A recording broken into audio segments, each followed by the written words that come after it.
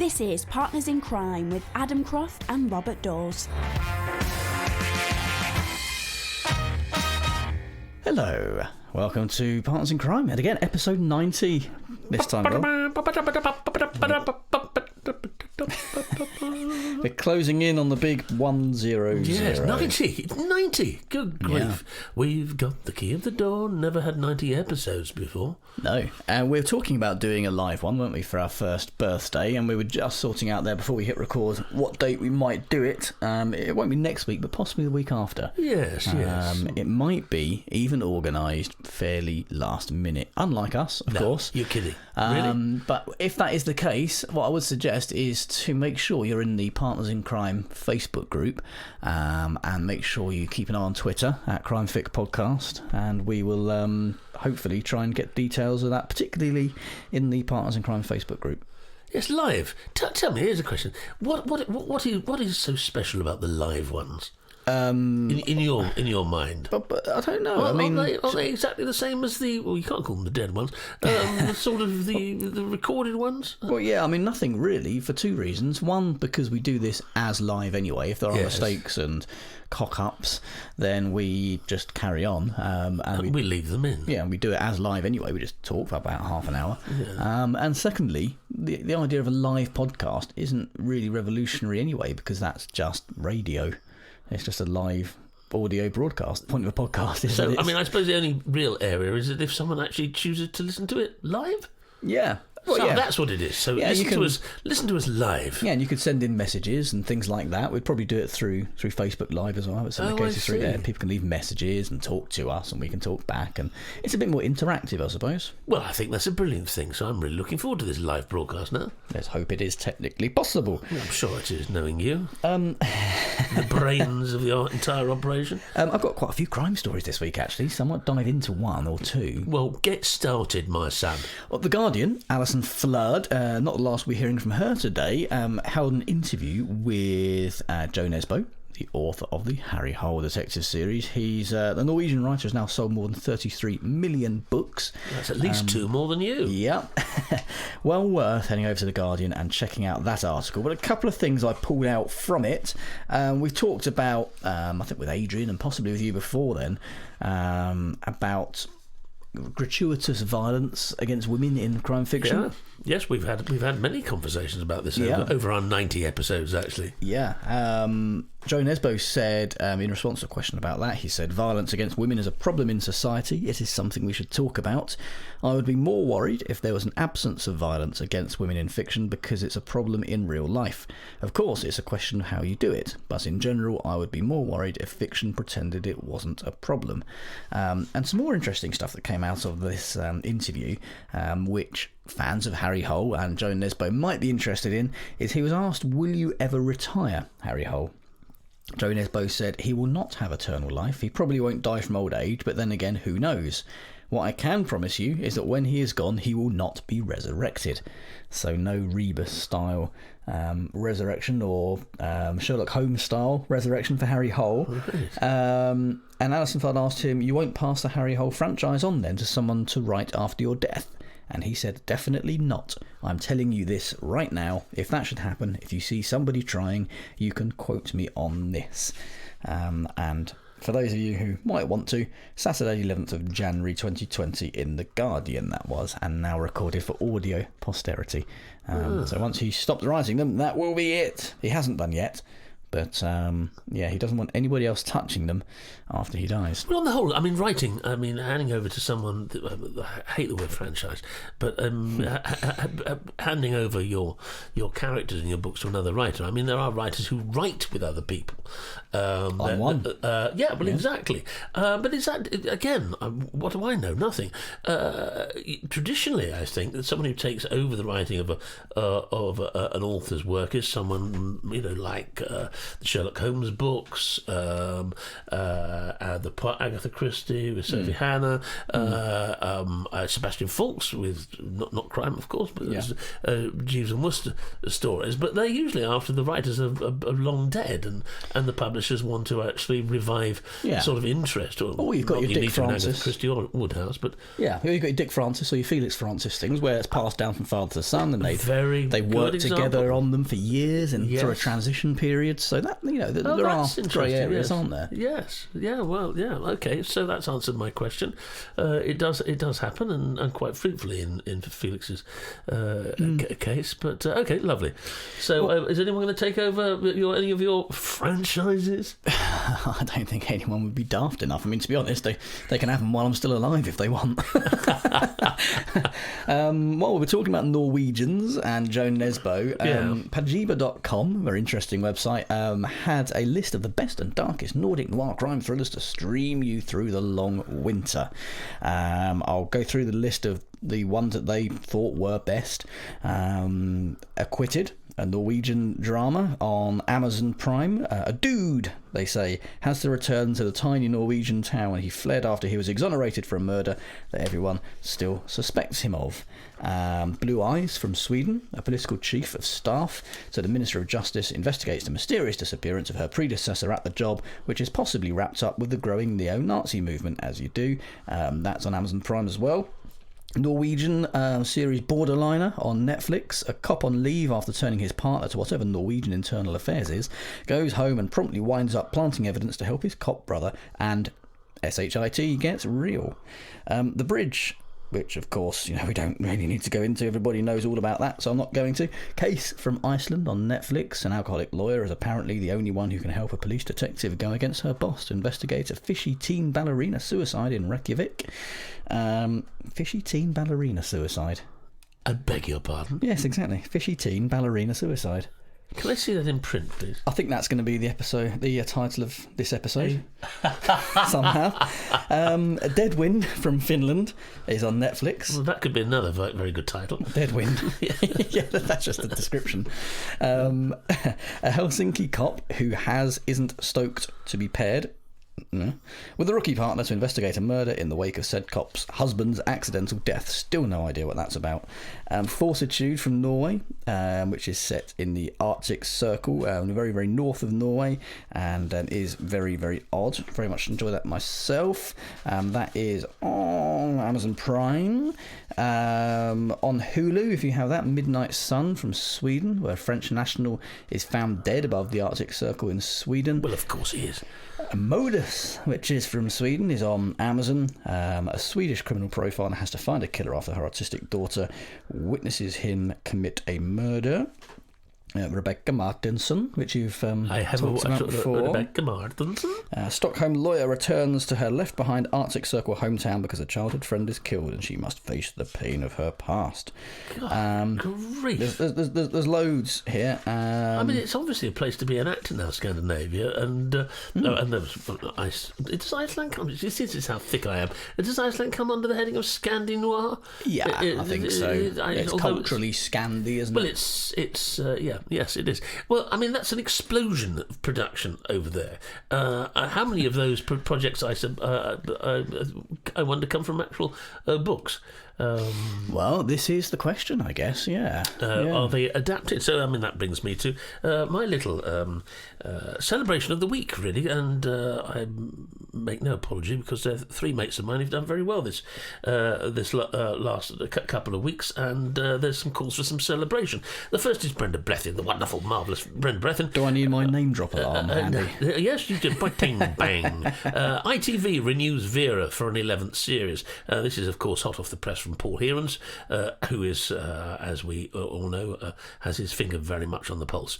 That venerable Sunday night staple, he writes, ITV's Vera has renewed the show for an 11th series.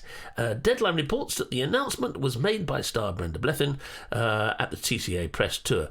The show stars Brenda as Detective Chief Inspector Vera Stanhope, a middle-aged employee of the Northumberland and City Police who plods along in a dishevelled state but has a calculating mind. The series is based, as we all know, on the novels by Anne Cleeves. Elsewhere, Cleves announced that a 9th Vera novel would be coming out later this year. So, I mean, that's got a green light, and I'll move on to a couple of others that are moving well. But that, of course, comes from Anne's books, and it's interesting because I don't know. I think there's been something in the region. I've read something in the region of about 40 episodes of Vera over the 10 series, probably many, many more, and only 7 of them have come from direct adaptations of her books. Well, obviously, if she's just coming out with a 9th, the television production is far ahead of Anne's novels, which is only too understandable. And that's another interesting thing, is that very often, a writer has a success with their books, and they're bought by television, and if they're particularly fortunate, they're made into a successful television series. And of course, it's not just handing your books over really to because very few novel writers if any, do their own screenplays. You hand it over to a team, and that part of the contract is that that team will be able to come up with new ideas, new storylines based on your character and the characters and the situation and the environment in which they live and solve their crimes, which is a great act of trust, which brings me to the next piece of very good news. ITV to adapt novels from Peter James's Roy Grace series. Peter sent me a message this week telling me how excited he was about all this, and I know that he has been trying to get the Roy Grace on television for some considerable time, and now it has happened. And one of the reasons I think it's taken so long is that not many people know that Peter's original, he came from a filming background. Before he'd even put pen to paper or fingers to QWERTY, he had been a very successful film producer, and therefore he knows his onions when it comes to this sort of thing. And I think over the years there were many attempts, many people approached him with ideas for bringing Roy Grace to the screen, and I think mostly he turned a lot of them down because they didn't tend to reach his high standards, or he didn't agree with the approach they were going to attempt. There are a couple of stories which I won't mention on air which are particularly amusing, but Peter will tell you if you ever see him live in discussion. But there we are. So obviously ITV has met Peter's standards, thank goodness, and Kate T. Mansfield in The Bookseller writes 2 novels from Peter James's Roy Grace series will be adapted for ITV by screenwriter and Endeavour creator Russell Lewis. Now, who's playing Roy Grace? Some of you probably already know. But the exciting news is John Sim will take the lead role of the tenacious detective, with filming due to take place in Brighton early next year. So what's the time now? It's 3 o'clock. It's around about now. Entitled Grace, the 2 120-minute screenplays will focus on the first 2 stories in the series, books, that is, Dead Simple and Looking Good Dead, both published by Pan Macmillan and available, as we all know, on Kobo, which introduce Brighton-based Detective Superintendent Roy Grace, a hard-working police officer who has given his life to the job. Peter said, John Sim, who actually looks like the Roy Grace of my imagination, and in fact I've met the Roy Grace upon which Peter based his character. He says Roy Grace, he matches the Roy Grace of his imagination and his inspired casting. With John in the lead, the brilliant scripting by Russell Lewis, and our wonderful production team, I'm confident that fans of my novels and of TV crime dramas in general will be in for a treat. Well, I'm absolutely certain that's going to be the case, and I wish them, partners in crime, wish them all the very best. Not that they'll need any luck. I think the Dead series is coming to television screens sometimes over the next 18 months, and I, for one, will be glued to the box. So well done, Peter. If you haven't read them, and if you want to read them, or if you want to read anything else, then as Bob rightly says, we highly recommend you do so via Kobo. You don't need a Kobo e-reader. They are wonderful, but you can download the free Kobo app for your device, basically, your phone, your tablet, whatever you like, completely free, and then head over to kobo.com, and if it's the first book you've bought from them, enter the promo code CRIME at the checkout. They'll give you 90% off, and you can also use the promo code PARTNERS to get 40% off for life on selected criminally good books. Do you like what I did there? Yeah, I think that's very good. I don't think many people have missed that. Anyway, chortling aside, and the last of the three Musketeers this week is my dear friend Chris Lang, who many of you will know was the creator, writer, executive producer, and has also appeared in one of the series in a small part, because he's a very fine actor in his own right, apart from writing, of his series Unforgotten. And Digital Spy, Filiz Mustafa, writes, ITV confirmed back in 2018 that Unforgotten would be returning for a fourth series, but since then there's been very little news or updates on the status of the hit award-winning drama. Thankfully, that all changed today, January the 13th, this is, as ITV has confirmed that filming has finally started on the fourth series, with BAFTA-nominated actors Nicola Walker and Sanjeev Bhaskar returning to DCI Cassie Stewart and DI Sunny Khan, respectively. The new 6-part series has once again been written by creator Chris Lang and will chart a fresh investigation into what's being described as another emotionally charged cold case murder. There are pictures on the internet this week of them sitting around for the first read-through, and very exciting it all looks. The fourth series will open with the discovery of a dissected body in a scrap metal yard, which the team believe has been kept in a domestic freezer for 30 years. A theory that is confirmed when they uncover a unique tattoo on the victim and identify him as a young man named Matthew Walsh, who went missing in March 1990. The team launch into their investigation, and they quickly trace the purchase of the freezer to a man named Robert Fogarty, who recently passed away, a lonely, broken man. But it's not long before they also discover that Robert was convicted for drink driving on the night their victim went missing, and that there were 4 passengers in the car with him at the time. As the series progresses, we're introduced to a wealth of characters and people who all seem to be in a good place. But the team's investigation has the potential to shatter the reputations, family relationships, and the lives these characters have built up over the last 30 years. Now, alongside Walker and Bhaskar, the cast of Series 4 will also include Sheila Hancock, Susan Lynch, Faldat Sharma, Liz White, Andy Nyman, Claire Galbraith, and Lucy Speed. And we'll see the return of regulars, lovely Peter Egan, Alistair Mackenzie, Caroline Main, Lewis Reeves, and Jordan Long. So there we are. Speaking about the fourth run of the crime drama show, Chris said, I am so excited to be bringing back the Unforgotten team for a fourth series as Cassie and Sunny take on perhaps their most challenging case to date. Well, of course they do, but anyone who's seen the other series know what a great ride you're in for in Chris's hands and the production team. So that's another one to look forward to. 3 good news stories, 2 of them coming from books. And I mentioned to Chris last year, I said, of course, this is an original idea from Chris Lang for Unforgotten. And so there are no books. And I said, well, are you thinking of doing it the other way around and creating books from the series? And he went, So we'll wait and see. Has you got my number? I've got your number. Yeah, that's the problem. This is why nobody else talks to me. I was reading in the Evening Standard this week. Free Standard. A review of a book by Helen Taylor called Why Women Read Fiction. In the book, with almost 2/3 of fiction readers being women, Helen Taylor looks at why they gravitate towards novels. I am so buying this book. The article begins, Ian McEwan likes to recount an experiment he conducted 4 years ago. He went to a park and handed out books to strangers. All the men rejected them, while all the women gratefully accepted. His conclusion was that when women stop reading, the novel will be dead. Sales for fiction books apparently are 63% female to 37% male.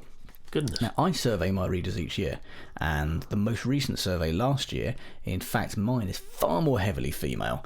82.5% female, 17.5% male in my last survey.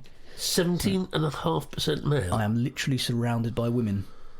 Goodness gracious me. And in this book, Helen Taylor, who is an English professor and literary festival director, asked more than 500 female readers and writers about their reading habits, and it does seem fascinating. Actually, I'm going to read the book myself and not give away too Don't many read it as anybody else. No, I won't give away too many of the conclusions. But apparently there is a questionnaire at the end with 39 questions for readers to complete and send back. And rather than answering the question it poses, this book is just the start of her manifesto for female literacy, says the Free Standard. Goodness.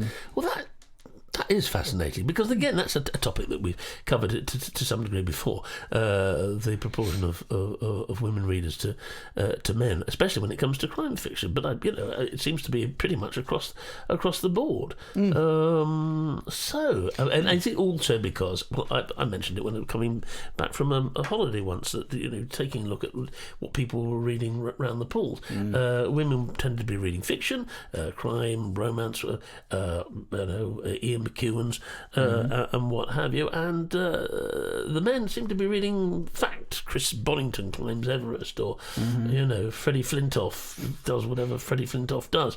So I mean, is that something to do with obviously to do with male taste? They like fact, I guess so. Yeah, above fiction. I mean, clearly with those numbers. I mean, well, this is obviously Why Women Read Fiction: The Stories of Our Lives by Helen Taylor. From women reading fiction to women writing fiction. Good, that's a good segue. Because I also found Alison Flood, again writing in The Guardian last week. She is talking about spy novels that were written by females. Of course, we have the great Stella Rimington, former Director General of MI5, who's now spy novelist and very, very accomplished at it. But Wikipedia lists 127 notable writers of spy fiction, dead and living. I bet most of them are men. 7 of them are women. So 120 or 127 are men. We came from that completely opposite. Yes. Only 7 of that number are good grief. Yeah, and Stella Rimington, of course, is one of them. Goes on to talk about Helen McInnes, Scottish-born American author of 21 spy novels that have sold more than 25 million copies in the US alone. She makes it onto some lists of female spy writers, if she's lucky, or onto the list of spy writers, as does US writer Gail Lynns, who both receive the sobriquet quite regularly of the Queen of Spy Fiction. Now, last year, Amanda Scott, MC Scott, appeared at the Bloody Scotland Crime Festival discussing this topic alongside Charlotte Philby, who is the granddaughter of Kim Philby. Yes, the double agent, and she is the debut author of the spy thriller The Most Difficult Thing. The article says she believes adaptations such as Phoebe Waller-Bridge's Killing Eve, which began life as a novel by Luke Jennings, I've read that, have made women spies feel more acceptable to a wider audience, and she says it feels like a proper shift and it's brilliant. MC Scott thinks women writers are also feeling more confident, so hopefully we'll see more female spy writers. Well, Stella Rimington, there's certainly room. Only 7 out of 100, and goodness knows how many writers are women. There's definitely room to I wonder if that's got something to do. I don't know. Is it something to do with the changing nature of spying and the increased technology and the old image of it being totally. Well, it isn't. I mean, you take a look at the Second World War. Most of a lot of the spies were women, very brave men and women. So I mean, it's if you're expecting a male spy, then the best spy is going to be a female, isn't it? If you think they're all male, then the best thing to do is to hire a load of female spies. Yeah, I suppose. But I think it says something that the ones we get most excited about are Stella Rimington, because she's former Director General of MI5. Obviously, Kim Philby's granddaughter. I mean, that's a huge thing to have Charlotte Philby writing a spy novel because of the connection with her grandfather. Is it indicative that they seem to need those qualifications, in inverted commas, to be taken seriously as spy novelists, whereas men generally can write a half-decent spy novel and do fairly well with it, whereas women need to have either been Director General of MI5 or to have had a grandfather who was a spy. They have to overprove their credentials. Exactly. They need to qualify themselves somehow rather than the book talking for itself. Isn't there a line somewhere about no one buys a spy novel written by a woman in Tesco's or something? Is that the head? Yeah, that was the headline of this book. Nobody in Tesco buys spy books by women. Not quite sure who said that, but... yes, I bet they wish they hadn't, even if it's true, which I suspect it is. Well, there we are. I mean, that's it, the tastes of the differing tastes in reading material by men and women, and also the fact that there are less women writing spy novels than men. Maybe all this will be adjusted over time, who knows, but it's quite interesting to point out that that's where we seem to be at this moment in time. We do, yes.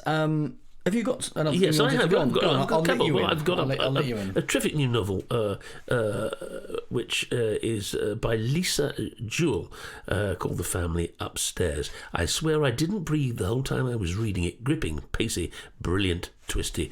Claire Mackintosh. It's from the #1 best-selling author of Then She Was Gone, and the plot is something along the lines of this. In a large house in London's fashionable Chelsea, a baby is awake in her cot.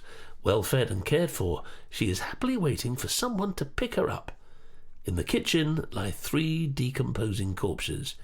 Close to them is a hastily scrawled note. They've been dead for several days. Who has been looking after the baby? And where did they go? 2 entangled families, a house with the darkest of secrets, and compulsive new thriller from Lisa Jewell. Well, I mean, it's acclaim for this book comes from many and far and wide. We have Indian Night. It's so good. I love The Family Upstairs, said none other than Sarah Jessica Parker. Ruth Ware. Rich, dark, and intricately twisted, this enthralling whodunit mixes family saga with domestic noir to brilliantly chilling effect. I have ordered that. I have not had a chance to read it, but it is next on my reading list, and it sounds fascinating, especially with that sort of recommendation. So that's The Family Upstairs by Lisa Jewell. Get that from Kobo using the discount codes in the show notes. I wanted to end the show on a humorous little story I found in the New Yorker magazine this week. You made life very difficult announcing that in advance, but let's see how humorous this is. Oh, right. Let's go. This is nervous laughter there. Especially when I tell you we're talking about Harvey Weinstein. But not that Harvey Weinstein. This is the thing. In an episode where truth is stranger than fiction, one of Harvey Weinstein's lawyers represented a man who, in 1993, kidnapped another person called Harvey Weinstein and kept him captive for 12 days in a pit next to the West Side Highway. Got the wrong one. Well, this is it. He is now representing the Harvey Weinstein, yes, even though it doesn't feel great calling him that. And that same lawyer represented somebody who kidnapped a guy called Harvey Weinstein. That 27 years ago. Is bizarre. It is. The formal wear, Harvey Weinstein, as they call him, they called him the Tuxedo King. Oh. Apparently. Right. His ordeal began on August the 4th, 1993, when the 68-year-old Tuxedo King, as the tabloids dubbed him, was abducted from the parking lot of a Jackson Heights diner. The kidnappers dropped him in a narrow pit, shackled him into a squat, and sealed the pit with a heavy lid. They dropped fruit and water into the pit at intervals, and over the final 3 days, Weinstein survived on a single apple. He somehow wriggled free from his bonds, but then he developed festering sores on his back. Meanwhile, the kidnappers demanded $3 million in ransom, but failed to show up for the scheduled drops, and the case broke when the abductors finally turned up to pick up their ransom and were arrested by the police. They went to find him when they got the location. He pushed away the debris and the lid of this underground cavern, and there was Harvey Weinstein, not the Harvey Weinstein, but the Tuxedo King Harvey Weinstein, weeping with relief. And apparently the first question he asked was, "Can I have a cigarette?" Well. And that Harvey Weinstein died in 2007 at the age of 82, and after he came out of that pit, he never ate fruit again. Well, That is, I don't know whether it comes under the heading humorous. Well, quirky. It's certainly very. Yeah. That's, that's, quirky is the word I wanted. QI. That's quite interesting. It is. I think, good, the Tuxedo King. Yeah. You'd think, God, what an absolutely fascinating story. Quirky I wanted, not humorous. Yes, quirky. I like the word quirky. Well, that's interesting. Now, I'll tell you what, I've been watching You on your recommendation. Oh, yeah. Which does have books, comes from books. Or I'm not sure whether it does come from books, but my daughter has, we've said it's rather racy, isn't it, as people used to say. It can be. It's rather steamy in places, and my daughter wanted to see it, and we went, well, I don't know, blah, blah, blah, blah. This is on the Netflix? This is on the Netflix, so in actual fact, there's probably no way of stopping anyone who wants to watch it on that Netflix. Well, there's parental control. But she's bought the book. I can't remember what it's called, but it's not called You. Oh. But so I don't know whether it's a book written after the series has come out, or whether it was taken from that. But anyway, I'm watching You, and I'm on episode 10. So right at the end of the first series. Is that the last episode? I think it must be, yeah. It's fairly shocking. Oh, yeah. I'll say that. I'm not going to do any spoilers. But I did find it fascinating. And I couldn't help but find myself with slight comparisons with Dexter. And in actual fact, there are a couple of homages, film homages to the opening titles. You find yourself rooting for the wrong person, don't you? Well, you do. Apart from, Dexter's terribly sinister, but he was killing murderers. There was that the Robin Hood of murdering element about him. Now, this one I find less sympathetic. I have to describe, and both are psychopaths, very much in their own way. But I found it less easy to warm to him, which is I think it's a very good thing, actually, because you do root for him to succeed.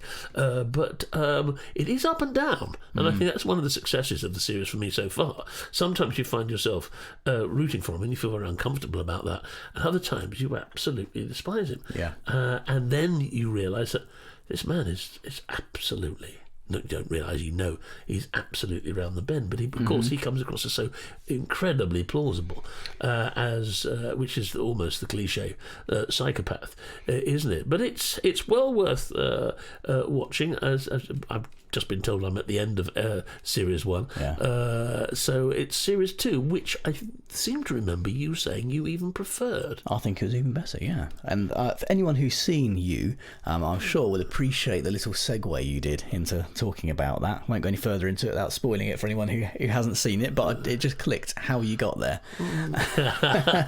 Well, that's good, because I haven't got a clue.